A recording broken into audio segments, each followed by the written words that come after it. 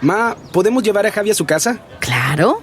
¿Podemos llevar también a los gemelos, señora Delgado? ¿Y por qué no? ¿Y a Noah, señor Delgado? Seguro. How about Ignacio, Mrs. Delgado? Obvio. Entre más mejor.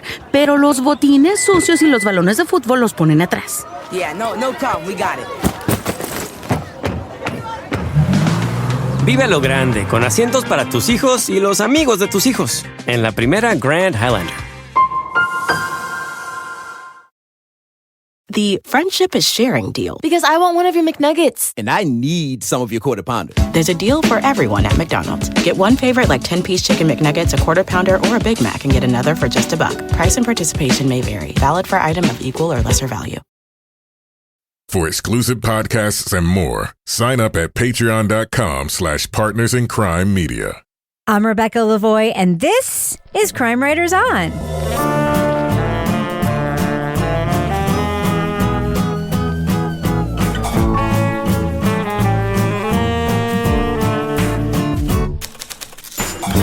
Crime Writers On is the original true crime review podcast that digs into true crime, pop culture, other podcasts. And on this episode, an American woman said God sent her to Uganda to feed malnourished children. Did she do more harm than good? We'll talk about Savior Complex from HBO Documentaries. Joining me to get that done and more is true crime author, TV journalist, and host of the These Are Their Stories podcast, my husband and love of my life, Kevin Flynn. Hey, Kevin. Hello, Rebecca. Also with us is private investigator, certified pet detective, resident cat lady, and author of The Final Curtain, Laura Bricker. Hi, Laura. Hey, Rebecca. And finally, our captain of all things cynical, the author of the City Trilogy, host of the Strange Arrivals podcast, and our Patreon Deep Dive Book Club podcast host, Toby Ball. Hi, Toby. Jumbo, Rebecca. So, Kevin, this is Monday's podcast. Yes, it is. What is coming up on Thursday's show? On Thursday, we're going to be talking about the podcast, The Shell Lake Massacre. All right. Is there anything else that you would like to discuss before we get going with the show? Yeah, I want to thank everybody. This happened just a little while ago, but we weren't recording immediately after it happened. Anyway, the Walk a Mile in Their Shoes, I was, again, the number one fundraiser, thanks to all the folks at Crime Writers On. Remember, this is a fundraiser where we are raising money for the Crisis Center of Central New Hampshire. They provide services to victims of domestic violence, sexual assault, folks at risk and in need. And I was able to raise $4,251.15. Yay. Nice. Which I raised more money. And I always like I raised. I mean, it was just like you guys put it out there. You guys came through. I gave you $100. Yeah, I raised more money than a bunch than almost all the other teams. Yeah. Just myself. I should be my own team. Yeah. But how much did your team raise? Your team raised like $18,000, yeah, right? Yeah, we raised a big chunk of the goal, and I want to thank, and as I promised, I wanted to give everybody a shout out right now. Megan Cook, Rachel Harrison, Kelly Middlemas, Karen Clark, Kathy Koner, Jennifer Hilton, Elizabeth Gardner, Haley Rumback, Bridget Cowan, Jamie Sikora, Sheila Bailey, Deborah Wythup, Lori Collins, Chris Joyner, Jasmine Luschke, Kimberly Fisher, Chloe Young, Jessica Galvin, Michelle Briffett, Becca Gelner, my mom, Leroy Smith, Mimi Bristol, Tracy Hansen, Meg May, Brandon Blair, my mom's friend Joan, Diane Souther, Abby Jahoski, Michaela Mucci, Ida Nimmer, Lindsay Marsh, Kathleen Doolin, Angela Albright, Emily Bonahan, Laura Linden, James Parent, Jill Martine, Elaine Horn, Leslie Bessick, Ken Chaga, Carolyn Oyerly, Jen Maracucci, Toby Ball, Caitlin Gemmel, Tony Flanagan, Melissa Heidenfeld, Shannon Havenhill, Melissa Root, Jamie Piscatelli, Lauren Thomas, Beth Baldwin, Mary Riley, Lauren Hodkins, Rachel Acosta, Carolyn Poore, Jennifer Edwards, Samantha Leaf, Tayari Jones, Melissa Peck, Ben Dibble, June Johnson, Rebecca Shackelford, Ann Rogers, Ariel Nissenblatt, Brooke Vanderford, Heather Hill, Susan Hall, Joanne Huffman, Keith Livingston, Melanie Coleman, Robert Zimmerman, Kylie McGelvin, Carrie Rourke, Merritt Fowler, Clancy Stein, Liz Cracchiolo, Carrie Sharp, Jeff Brumley, Austin Woolfolk, Hillary Cashmere, Emily Madland, and 8 anonymous donors. Where's me? You were among the anonymous, I think. No. You didn't put your name down in the thing. And Rebecca Lavoie. Hey, I was able to squeeze all that into 61 seconds. That's incredible. How many names was that in 61 seconds? I don't know. It was a lot of names. That was a good cut. A lot of fucking names. Anyway, thank you, everybody. Really appreciate that. It all goes to a good cause, and hopefully, again, we'll do it next year. That was a very good cut. I forgot to mention that the whole thing was I was going to walk a mile, and I go wink, wink, mile, in a pair of high heel shoes. And I still have not, ladies, I have not got that down yet. It's still It hurts my calves, everything. Listen, I can't even stand for a long time. He didn't look nearly as stupid as our friend Rob. Yeah. Who's on video. He looks like he's wearing ski boots for the first time. It's ridiculous. It's pretty good, though. Yeah. So thanks, everybody. And Toby, thank you very much for contributing. It was a lot of fun. And thanks to my TV hero, Sean McDonald, for letting me meet you in person and taking a picture with me. Yeah. Oh. Was he wearing heels? He was not wearing heels. Nope. He looked very disturbed to be talking to Rebecca Lavoie. I said, I'm a fan. I've talked about you on the podcast. And he said, yeah, I've heard. But then today he posted a photo of us together on Twitter. And I told him, I said, I'm just ribbing Kevin when I'm talking about how cute you are on the podcast. And he's like, mm-hmm. Yeah. Neither of us believe that.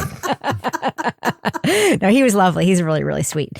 So anyway, thanks, Kevin. Thanks for making that cut so efficient. Yeah, sure. I'm going to look up the picture now of you and Sean McDonald. Oh, look! Yeah.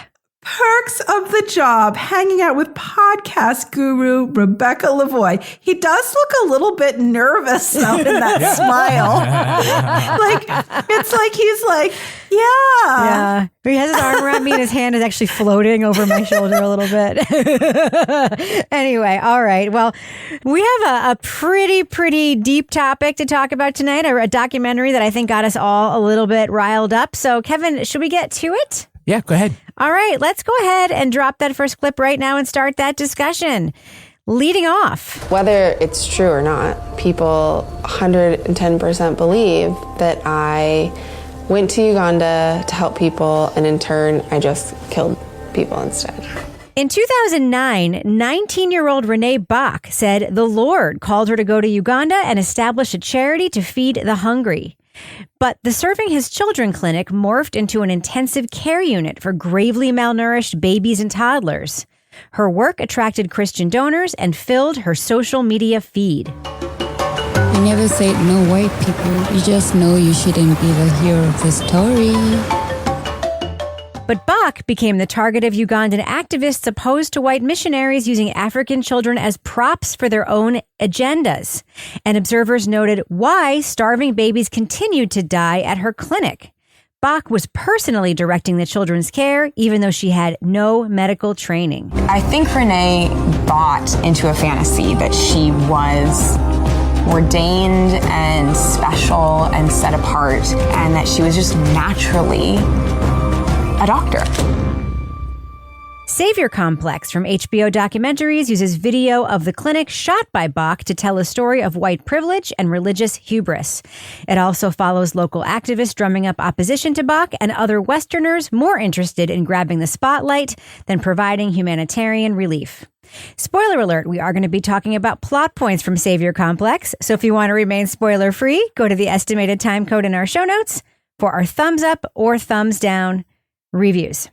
So, Toby, I thought this documentary was incredibly balanced insofar as that it had pretty much every source you could want to have in a documentary like this. I mean, how did you feel about in terms of representing the different sides of the story in Savior Complex? Yeah, I mean, I thought they did a remarkably good job. I think you do kind of fall into camps when you watch this, but I think it would be easy to put your finger on the scale here. And I think they are really good about not doing that, to the point of, I think, given Renee about as good a sort of explanation. And I guess it's not the point of the show, but they do show the argument that could be made that, you know, her outcomes were not that different from the outcomes in local hospitals. So the idea that, you know, she had this nonprofit that was killing children essentially is not necessarily fair. That's not necessarily what I think is the problem with what's going on, but he does allow her to make the counter arguments, the accusations against her, and also show, you know, data that kind of back up some of her rebuttals. Her data, by the way, which is very interesting. And I just want to address that really quickly because they do trot out these percentages, Renee and her mother, about the lower percentage of children dying in their care than in hospitals. But what they don't talk about is that what their nonprofit was set up to do was to take children in after they had been to the hospital. And what they were instead doing was directly admitting children instead of taking in children after they had been to the hospital. So they weren't actually doing what it was they were intended to do. So to compare them to a hospital was actually kind of a strange data point. And that happened a few times. But let's give some diazepam because I think he's seizing. You're looking for adrenaline? No. He stopped seizing. It's like diazepam, but it's not. It's sort of an epinephrine? No.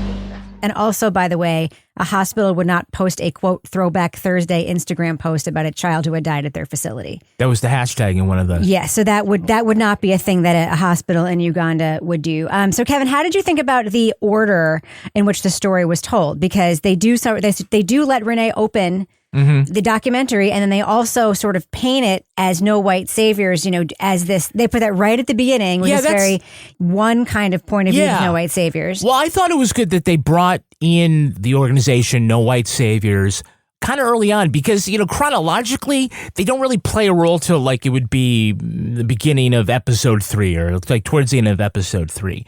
And then it's like, if that had happened, you would have spent all this time kind of watching her do this work without this context right up front, which happens to be about white people coming in and cosplaying among African children as a humanitarian. And there's, photos of celebrities like posing with indigenous people who are impoverished. And it's a lot like, the college essay trope. Like, I went to Africa to change them, but they really changed me, like that stupid shit.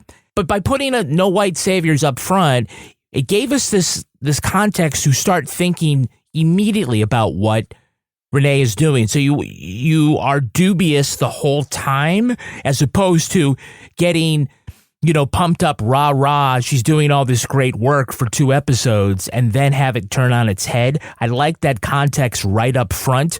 I mean, I think we have to talk more about the group itself a little later on and about its curious staffing, but yes, and their exaggeration of things, which was not good for them. Yeah, I mean, there's a lot to talk about here. I would like to get into that, but I don't know if that's like the first thing we should be hitting up on. Well, we could talk about their curious staffing. I mean, it can't go without notice, Laura, that a white savior is one of the leaders of white saviors. White saviors, yeah. Of no white saviors. And, her story initially is that she used to be one of these white saviors, and now she's a reformed white savior, so she's co-founded this group, No White Saviors. So she's saving the white saviors from the white saviors. Yeah. That's still being a savior. You know what sucks? It's like the boy who cried wolf.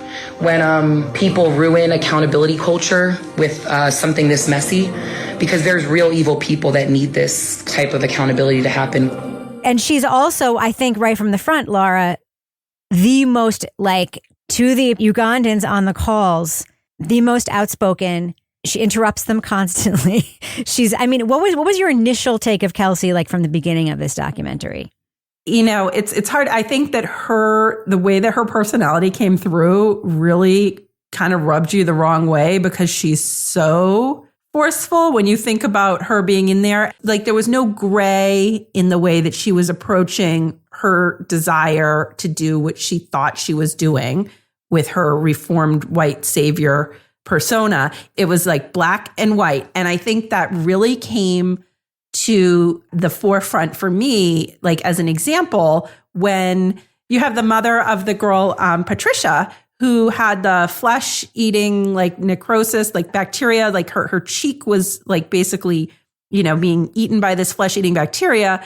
And they go to speak to the mother, and the mother is saying actually that Renee was so caring and so helpful, but that didn't necessarily fit the narrative that this other woman had. And so they just continued doing this social media posting despite getting a different response from the family of the girl. So I feel like I understand where she was coming from, but just the way that she was presented was not necessarily somebody, if you're watching it, like you said, cutting people off and dominating all of the meeting and dominating the messaging, doesn't come across to me as somebody who sincerely wants to take a step back and evaluate their role. She's just taking over in a different way in the same way, if that makes sense.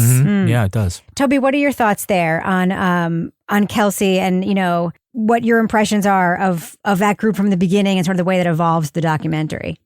Yeah, as the documentary went on and I was taking notes, I took a lot of notes about how Kelsey seemed pretty problematic to me. You can see from her personality, like how she would have embraced, the white savior thing to begin with. And then she becomes an apostate, right? I mean, she kind of sees what she perceives to be the error of her ways and becomes equally certain and forceful. And I think sort of not self-reflective about the way she's coming across in fighting against this. It's sort of this drama that's played out by these young white women in Africa. And it's like the people who they're actually among are sort of bit players in this sort of moral drama that they're playing with themselves and then projecting, another kind of interesting thing that comes up in this is just how important social media is to all this because they're turning it into money, right? It's like the social media presence turns into donations.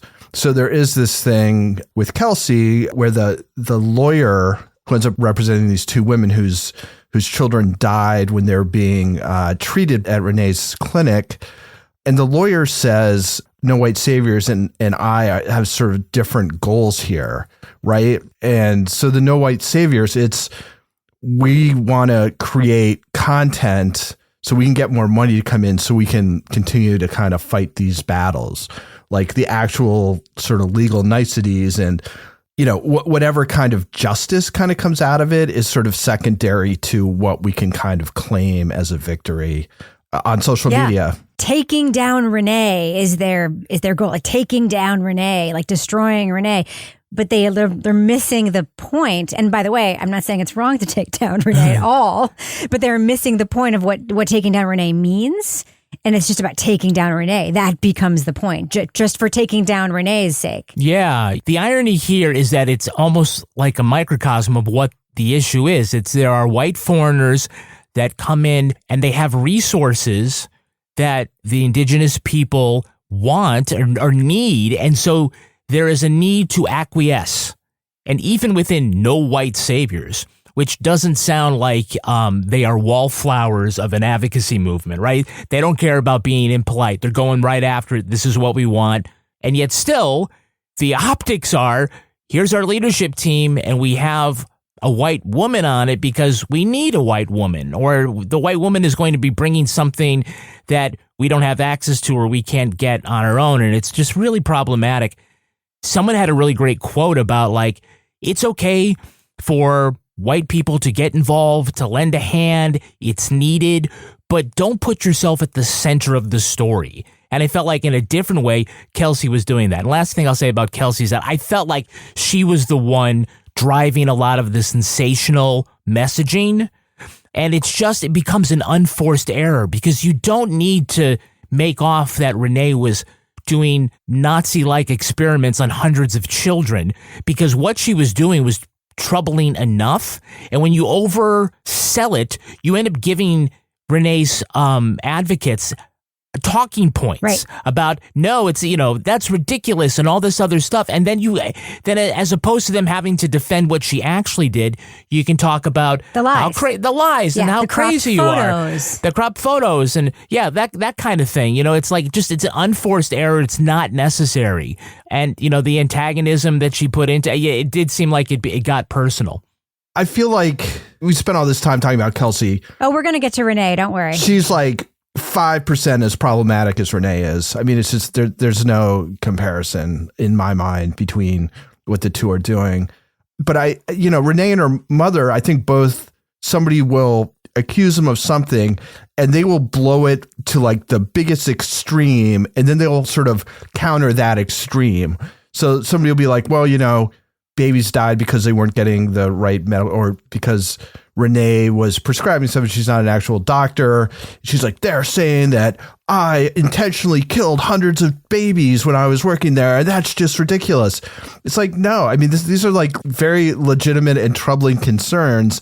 and you trying to turn these concerns into a caricature, whatever it's one of my words, of what was actually said, it's just like, it's a stupid argument strategy, but it sort of shows the same seriousness that you took with everything else, which is, I'm going to go ahead and do this stuff because I'm right. I am righteous. And in her case, she's a missionary. She does talk about how she feels God is telling her what to do. So it's really quite something. The other thing that she'll do is she'll say, I never claim to have any medical skills or maybe a medical professional, but then we'll see her in the field with a stethoscope around her neck saying that she has medical skills and claiming to have, it's like there's a lot of contradictions there depending on who she's talking to. And I do think it's interesting that the filmmakers do catch her in a couple of untruths a couple of times during the documentary. But Renee is obviously the center of this. And I do think that, as we said, the documentary does give her a chance to speak for herself. And Laura, I think, I'm just going to say it, you probably have the most charitable view of her of the four of us after reading your notes. So I'm going to give you a chance to give your charitable point of view of her. And then we can politely disagree with you. So go ahead. Let it rip, Laura. Well, I think what I liked about this documentary is it did present both sides. And I'm not saying I'm excusing what she did and the way she acted, but the way that it was portrayed, I felt like she was just very naive. I feel empathy for her in that way because I think she was naive in her desire to help people. She didn't really even understand what was wrong about what she was doing. I think, it was more recklessly doing things than knowingly doing things. Like if you're looking at her mindset of what she was doing, because I don't think she even understood in her view of the world what she was doing was wrong. I could see she's here, she's in, and I'm trying to look at it from both sides in this because she shouldn't have been performing medical procedures. But I'm looking at it like, okay, here she is. She's this girl from, where is she from? Like Virginia. God has called her. She's in a country with extreme poverty. There's no services. Children aren't eating. There's limited medical facilities. And I could see how in that situation, she's thinking, oh my gosh, well, what I'm doing is going to help in this situation. So yes, now looking at it, you're like, no, she was obviously doing things she shouldn't have been doing. She shouldn't have been administering medications. She had an actual registered nurse come in and tell her about some of the dangers of refeeding syndrome.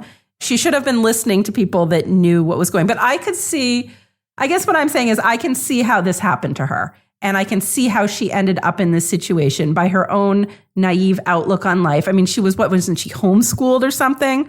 And then she gets, and I just feel like I can see how it landed where it did for her. And I'm not excusing what she did, but I can see how her logic and her desire to help led her to where she ended up, if that makes sense. She was certainly enabled and financed by her parents, right, Kevin? Oh my goodness. So if you want to talk about white privilege, which is a theme here, you might say that the height of white privilege is to be 19 years old and to say, you know what? I think I'm the person who should go to Uganda and set up a charity as opposed to adopt a baby. And it's, oh my God, adopt a baby. Okay, I don't even want to talk about that. But as opposed to like, how about you go and work for a charitable organization or work for an NGO and learn these things and contribute? You might think that is the height of white. Go to medical training school. You might think that alone is the height of white privilege. Yeah. But the height of white privilege is going to do that and having your parents and all their rich evangelical friends send money so that you can do that, right? So anyway, I guess I'm the one who should probably not cast the first stone because I would like you all to send us money. No, they're What? actually paying for something valuable. They're not just sending us money. That's not right. I guess, well, I mean, you don't think like the opportunity to like blow up your social media feed with photos of all your Patreon content? I know. No? You know, you're not even allowed on Facebook right now, so you can't even do that. Oh my God. Okay, that's a story for the after show. Yes. And if you want to hear it, you're going to have to subscribe to Patreon, patreon.com/Partners in Crime Media. You'll get the Crime Writers on After Show where I will explain Daddy's been banned. why I've in Facebook prison Hell. for the next couple of weeks. Purgatory. I actually don't even know how I got there. And we're going to get yet another update. Speaking of missionary, Laura's sex book that she has been reading. She thought this was going to be a fun chicken noodle soup for the soul kind of read that she recommended to everybody. And apparently it's dirty as hell. And we cannot get enough of not only what happens, Laura but read a Laura's porno. reactions. Yes, Laura read she a does porno. have a cat named Rocky Flintstone. I know. Yes, Laura read a porno. I listened to a porno, Rebecca. Wow. Laura listened to a porno. Which is the absolute worst way to consume a porno. I also, in the after show, have a book recommendation that I am dying to tell our listeners about. Well, no one's going to care. Hey! I meant... Hey! I didn't mean no one's going to care. They're going to care. They will it's a good care. One. All Actually, right. I think it would be good for your book club, Toby. Yeah, Toby Ball's Deep Dive Book Club. Tonight, Toby is getting together to record the next edition, and it's more like a political true crime thriller, conspiracy thriller, right, Toby? Yeah, it's called Death on W Street. It's about Seth Rich, who was a DNC staffer who was murdered in the wee hours of the morning in a Capitol Hill neighborhood, and then became the subject of these insane conspiracy theories that he was involved with leaking Hillary Clinton's emails to Julian Assange and WikiLeaks. And it just kind of goes into the sort of conspiracy theories and the way Seth Rich's parents were trying to handle the situation. It's interesting, and it kind of talks to like our current state of play in politics. Other things you can get, like we have over 400 exclusive podcasts at Patreon. Yep. You can also get Laura Bricker's Leave It to Bricker podcast, and you can get our Married With podcast, where we dispense advice. Yep. Coming up on the next Married With podcast, someone asks the question, what happens when I lose interest in having sex? Is that the question? There's a question like that, yes, and I can't wait to answer it. Oh, okay. I was going to talk about the one where they asked about feet. Oh, no, not about that sexy feet? No. Okay. Anyway, if you want to get in on that, join us at patreon.com/Partners in Crime Media. Listen, everyone's always asking where can they hear the real talk, like the real Rebecca Lavoie tea. It's back there. It's at patreon.com/Partners in Crime Media. That's where you will find it. That is where you will find it. All right, Kevin, does that end the business section? Yeah, go ahead and fade that music out right now. I'm going to get that done. Ma, ¿podemos llevar a Javi a su casa? Claro. ¿Podemos llevar también a los gemelos, señora Delgado? ¿Y por qué no? ¿Y a Noah, señor Delgado? Seguro. How about Ignacio, Mrs. Delgado? Obvio. Entre más mejor. Pero los botines sucios y los balones de fútbol los ponen atrás. Yeah, no problem. We got it. Vive lo grande, con asientos para tus hijos y los amigos de tus hijos. En la primera Grand Highlander. I never did anything to harm my daughter or my granddaughter. The test is about to begin. Please remain still. Casey Anthony's Parents, the lie detector test. Watch now, only on A&E. And watch next day on the A&E app. The friendship is sharing deal. Because I want one of your McNuggets. And I need some of your Quarter Pounder. There's a deal for everyone at McDonald's. Get one favorite like 10-piece chicken McNuggets, a Quarter Pounder, or a Big Mac, and get another for just $1. Price and participation may vary. Valid for item of equal or lesser value. Okay, so before the break, Toby, we were talking about Renee, and obviously she goes in with a lot of hubris. And yes, No White Saviors did in fact crop some video into a photo that made her look even worse than she was, but I don't think that you can make her look worse than she was. She was, in fact, putting an IV into a child's head when she was not qualified to do so. Just because she's surrounded by a nurse and a doctor, I'm not necessarily legit with the fact that that excuses it. But can you talk a little bit about what you think were the foundations of that situation? Because it is a complicated foundation upon which a 19-year-old can, in fact, go on what is basically a church mission trip and then set roots in Uganda and start a nonprofit and then basically set up a hospital and a house. Right. So I think they do a good job. The first time you kind of hear about this is a doctor who's working at the hospital in Jinja, which is the sort of town or city where a lot of these missionaries come in and begin their work.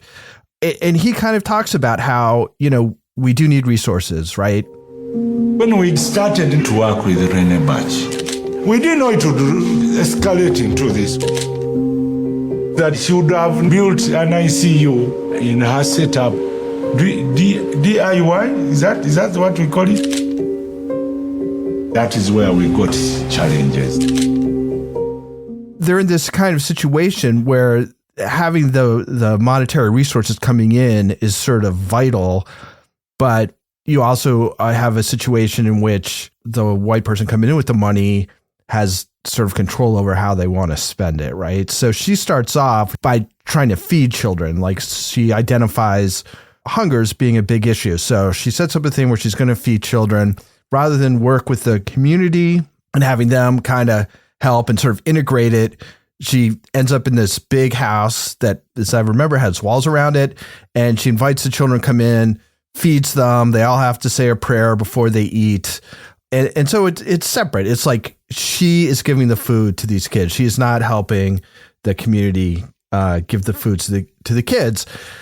As things go on, she realizes that a lot of these severely malnourished kids actually need medical help. And the idea, if I'm remembering this correctly, is that the hospital was going to treat them, and then her nonprofit was going to kind of be like sort of a recovery center, like or a something. rehab center, like rehab, like help them gain weight after they left the hospital. Yeah, but the hospital gets overwhelmed, and she starts taking in people, but then she goes and actively recruits them. Right? You actually see video of her and a team with photographers, of course, because you're trying to create content while you're doing this, going off, talking to people, taking kids back to be treated. They talk about how there's this one room, I think they call it the red room, where the severely, like, sort of on the verge of death kids go, and they don't tend to last very long. There is kind of a creeping thing. And I think at the beginning, what she was trying to accomplish was probably within her skill set or whatever was I think the idea that you're going to do it separately from the community is not the right way of doing it.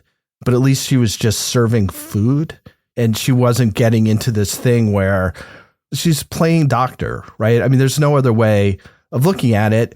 And while I'm watching this, I'm thinking to myself, like, would she go to like Appalachia or some other impoverished part of the United States and do the same stuff? I mean, I think there's no way in hell that she would do that. Right. And just pretend to be a doctor. Right. Yeah. Well, the optics also wouldn't be as good, right? I mean, that's the whole point. The optics wouldn't be as stunning for her church members because she's tall, she's blonde. I mean, she sticks out in this community of people, right? She's got the look. Yeah, her clothing is very different. Like the optics. I mean, she's evangelizing. Granted, as well. there are also, I think more regulations in the United States that would shut her down more quickly. And there are obviously regulations in Uganda as well. But I don't think that she would get the good content there that she's looking for. No, but you guys are both right that like the mothers, and they put this out, the mothers who come in with their sick children, they can't read. They're very poor, and what do they see? They see a white woman wearing a stethoscope. Right. So they assume that she is a doctor and she is in charge. And even a lot of her staff, the nurses who have medical training, seem to think that she has more training than she actually does. Now the problem ends up being, look, I can do first aid, right? Doesn't make me a surgeon. If you're in a pinch, you got to help. And you would pick up things from watching people. If you would also pick up perhaps how to do an IV. And everyone said, yeah, she learned how to do that. She doesn't have the training for that. But, Army medics learn how to do things that are out of their depth. Exactly. Yeah. It's kind of like that, even though if it's, it's not, it is a perpetual thing. But then she's like countermanding people's medical orders and things like that. That's really bad. It reminds me sort of this legal thought experiment that they have where it's like if a guy is falling out of from a skyscraper and you shoot a gun out the window and kill him before he hits the ground, did you commit murder? Right? And it's this debate thing. And it's like, yes, you did. Just you're like, oh, it was inevitable. He was going to die when he hit the ground. There's kind of like that here. He's like, well, a lot of these kids were going to die no matter what kind of medical attention they got in that moment. And maybe that's true, but you can't know that. Right. You can't know that if they got no treatment they probably would die. But if they got better treatment or they got the correct treatment, maybe they would. But no one was going to raise money off of their dead bodies. And no one's going to raise money off of if she. But so here's my question, Laura. This is what's interesting to me was Nurse Jackie, the other evangelical woman who goes with her new husband to Uganda, very well intentioned, thinking I just got my RN, I'm going to go help. Gets there, is immediately like, the fuck. Some of them are gonna die no matter what. But like, oh my God, in my perspective, kids are dying because things are, she's doing things that she shouldn't be doing. And how do you walk away from that? First of all, I loved this woman. I mean, obviously, sometimes I find evangelicals unrelatable personally, but the purpose she serves in the story is so interesting. And obviously, she says that she's looking at the entire thing very differently now. She also serves the purpose of showing us the enterprise behind these mission trips and behind these charities. And we go to that convention where we see all of the tables set up.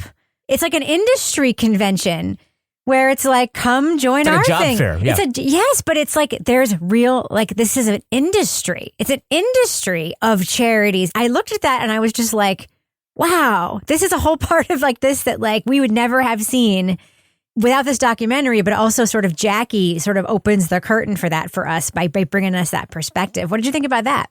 Yeah, absolutely. And I think, when you're saying it's like a whole industry and the religious component here, I mean, it's like for a while, long ago, I did some writing for this online news site and it was funded. It was a I didn't realize when I get into it, it was funded by a religious organization and it was all about disaster response. And I could not believe, I remember looking back now, the amount of faith-based disaster response organizations. And so I would cover anytime there was some sort of, hurricane, fire, flood, tornado, whatever. They'd send an ark. They would send like the Catholics with the Methodists, the evangelical, everybody, every denomination had their own group, again, that was sending people into these places that have been hit by disasters. Where you see it kind of go off the rails is the level that we see it here with Renee, and obviously what happened with her organization in terms of just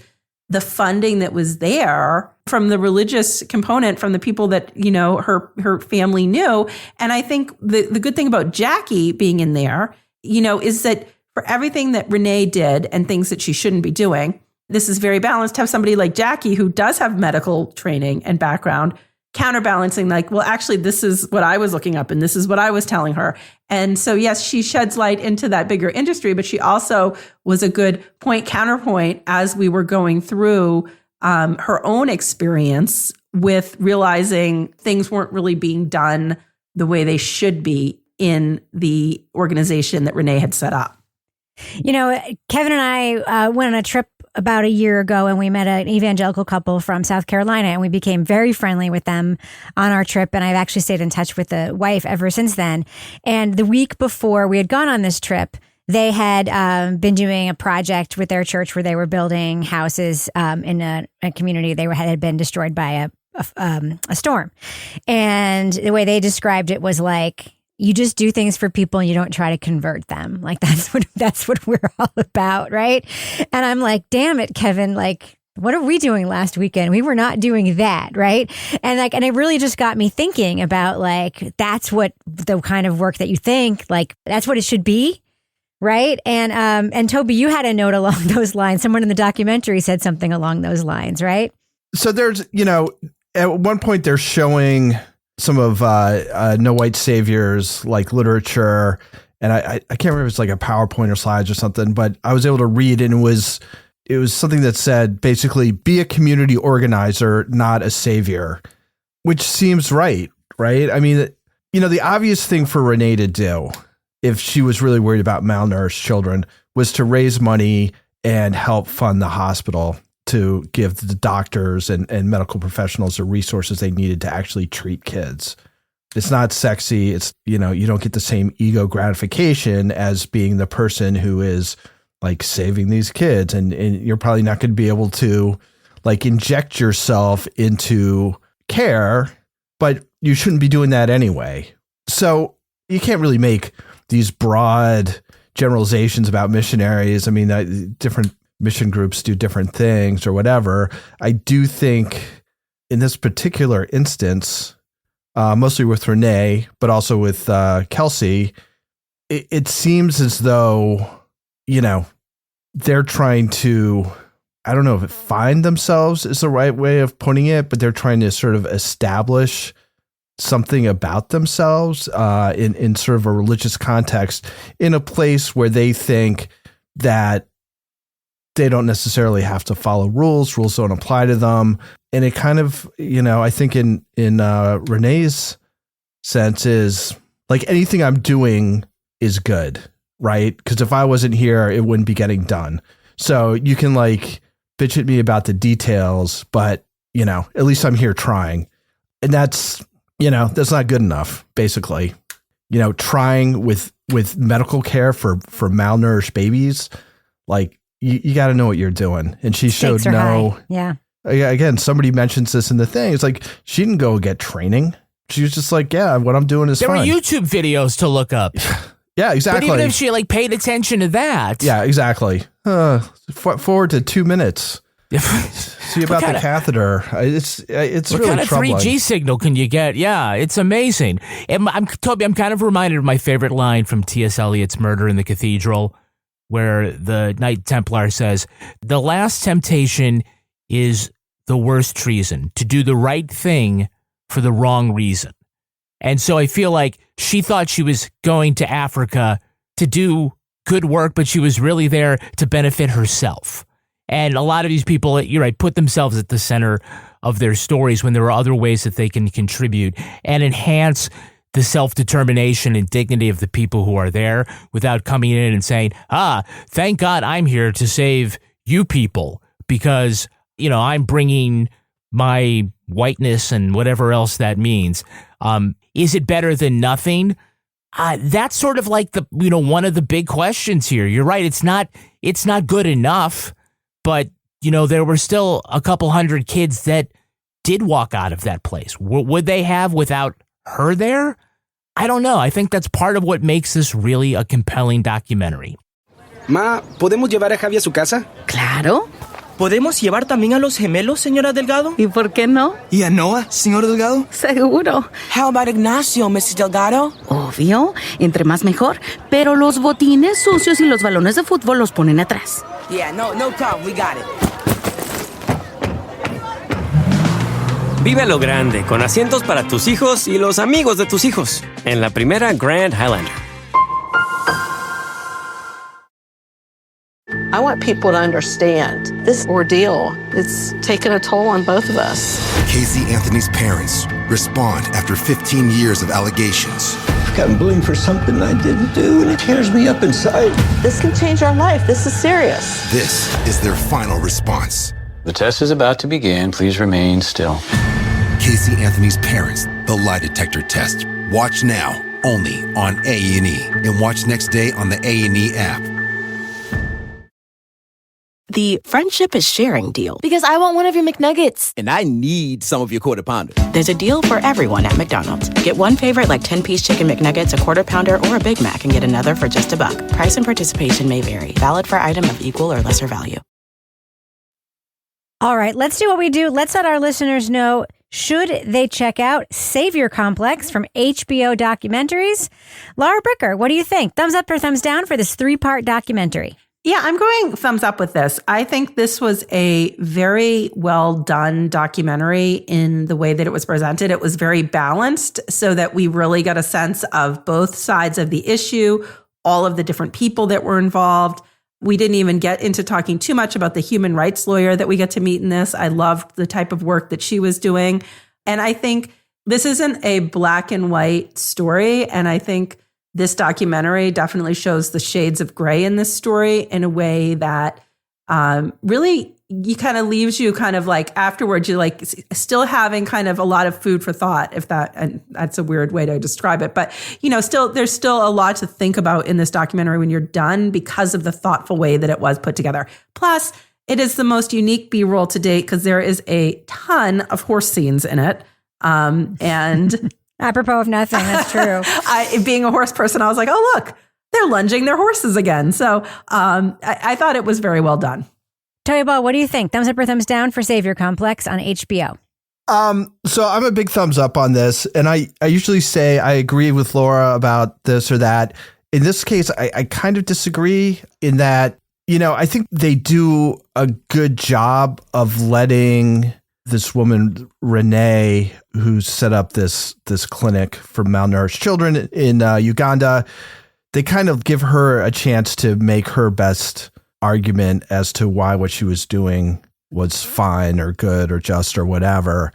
I have a hard time believing somebody can watch this and walk away feeling that, in fact, what she did was justified or okay. I think they complicate that argument a little bit by having a sort of foe for her who's a little over the top, so that maybe you cut Renee a little bit of slack because of the people who are going after her aren't super sympathetic either.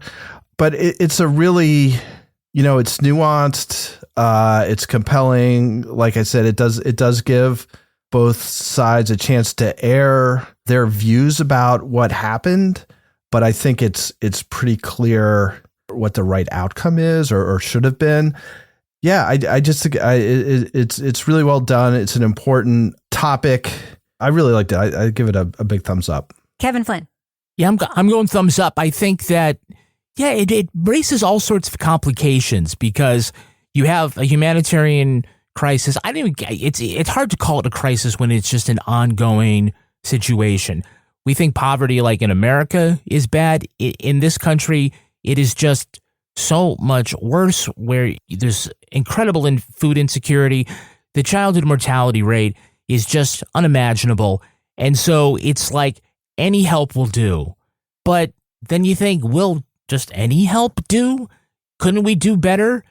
Are the people in this story, are the heroes also villains? Are the champions also detractors as well? It's very thought-provoking. But, in the end, I think you come down on, I think we walk away knowing what the right thing is. But we also know that, again, when you're talking about white saviorism, I mean, that's the title, and that's really what it is. It's a hubris about, I know better, or I am so special that I can do the thing that you cannot possibly do. And that is, in the end, more detrimental and does more harm, I think, than it does good. But it's still not clear-cut, and that's why I like documentaries like this, because they're thought-provoking. Thumbs up. I loved this documentary, and I think that it's like a great legal case in that it presents a very accurate and balanced story where it shows you all of the pieces, and then just a great closing argument that I walked away with just sort of no doubt on how I would vote as a juror. But along the way, it also shows you other forces at work just outside the circle. For instance, and this isn't a huge spoiler, so I'll just say it, there's an incredible lawyer character on the American side of this story whose specialty is like being a lawyer for evangelical groups, and he himself is an evangelist who drives around in this like evangelical van, there's a conference, and there's all of these little pieces, and you get immersed in worlds in this documentary that you just and that's only one piece of it that you just wouldn't have known about had you not watched this. It's just you're immersed in worlds that you just would never ever ever see without a documentary that took the time to tell the story. That being said, it's not slow. It's beautifully edited, and there's an incredible amount of footage because these people take an incredible amount of footage of themselves.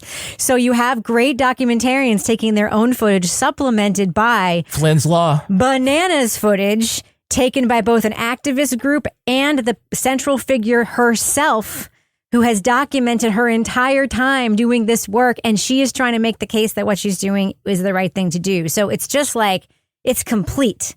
Like, you have everything you need in this thing. You have everything. And that's rare. Like, very often you watch something and you're like, you know what I would have loved to have seen? I feel like I saw everything. Like, it's great. So yeah, I'm recommending this to everybody. If you haven't seen this, you should watch it. It's just great. It's spectacularly entertaining on top of being just incredibly good and important. So watch it. Watch Savior Complex on HBO Documentaries. It's freaking great. Now it's time for my favorite part of the podcast, a little something I like to call the Crime of the Week. There's a new owner of Laura's favorite food stand in the Nottingham Goose Fair. I'm just kidding. It's the most popular food stand at the Nottingham Goose Fair. Tom Smith has taken over the famous Cock on a Stick booth. Cock on a stick. 92-year-old Ray Brooks sold the stall that had been in his family for 100 years. It's a lot of cock. Generations of English fairgoers have enjoyed the colorful rooster-shaped toffee treat. All the cocks are white with a red stripe on top and a yellow stripe on the bottom. And the stick? Of course, that's for getting the cock in your mouth without making a mess all over your face. All of these cocks are pulled by hand. Smith says he's up all night pulling the cocks in his garage, and it's harder than it looks. Toby's face. The Nottingham Goose Fair wrapped up last week, but if you go, just look for the Cocks on Stick sign. You can buy a medium cock for £2 or get a giant cock for $2.50. So panel, the English really love their cocks on sticks. What's the next bestseller at the Nottingham Goose Fair? Laura Bricker, what do you think? Vag on toast. Tell about what do you think is the next bestseller at the Nottingham Goose Fair? Well, you got to import it from Baltimore, but vagina in a paper bag. That's some keepers, yeah. But it has to be frozen. That's the whole thing. Yeah. What do you think, Kevin? It is the vertical roast beef panini. Oh, all right. All right. It's a visual, right? Yeah, that's a visual. All right. Well, yeah. All right. Well, you guys all went in one direction there, so I'm not going to try to derail that for you. So, Laura Bricker, if folks want to reach out to you and ask you when you're flying to England to visit this food stand, how can they find you on social media? They can find me at Laura Bricker. And I did just send in my passport to get renewed, so it could be sooner than you think. I'll go with you, man. I'll go with you. Toby Ball, folks want to find you on social media. How can you be found? At Toby Ball and H. Kevin Flynn? I'm at Kevin P. Flynn. And if you want to follow me everywhere, you can find me at Reb Lavoie. I tweet all the time. I'm on the other things, but I don't really use them. You can also follow the show on Twitter at Crime Writers On and everywhere at Crime Writers On. And I encourage you to join our incredible, really healthy, and completely non-toxic, I swear, group. The Crime Writers On Facebook group is completely rad. We also have a regular old Facebook page. Just go there, hit join the group. You will not regret it. Get episodes early and ad-free at patreon.com/Partners in Crime Media. You'll get the Crime Writers On After Show, Married with Podcast, Laura Bricker's Leave It to Bricker podcast, and Toby Ball's Deep Dive Book Club podcasts. Our theme song was composed and performed by Ty Gibbons. Our line editor is the wonderful Livy Burdett. The executive producer of this program is Kevin Flynn. This show was recorded in the Treehouse Yoga Studio above the Mockingbird Cafe in Bay St. Louis, Mississippi studio, otherwise known as Studio C, the closet, in our New Hampshire basement, where we also walk around with stethoscopes because it makes us look like we're wicked smart. On behalf of all the crime writers, thanks so much for listening. We will catch you later. Spoiler alert, we are going to be talking about plot points from Savior Complex, or Savoir Complex. Oh, come on now. Just kidding. It was like the last week it was Who Killed Jan Dando? I know, okay. I'm just going to skip that. Cut that out.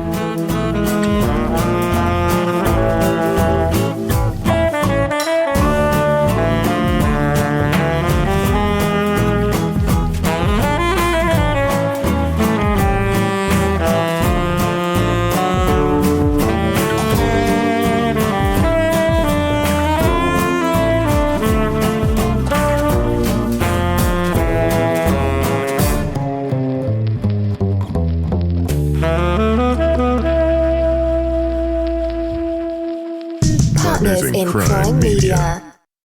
Ma, ¿podemos llevar a Javi a su casa? Claro. ¿Podemos llevar también a los gemelos, señora Delgado? ¿Y por qué no? ¿Y a Noah, señor Delgado? Seguro. How about Ignacio, Mrs. Delgado? Obvio. Entre más mejor. Pero los botines sucios y los balones de fútbol los ponen atrás. Yeah, no problem. We got it. Vive a lo grande, con asientos para tus hijos y los amigos de tus hijos, en la primera Grand Highlander.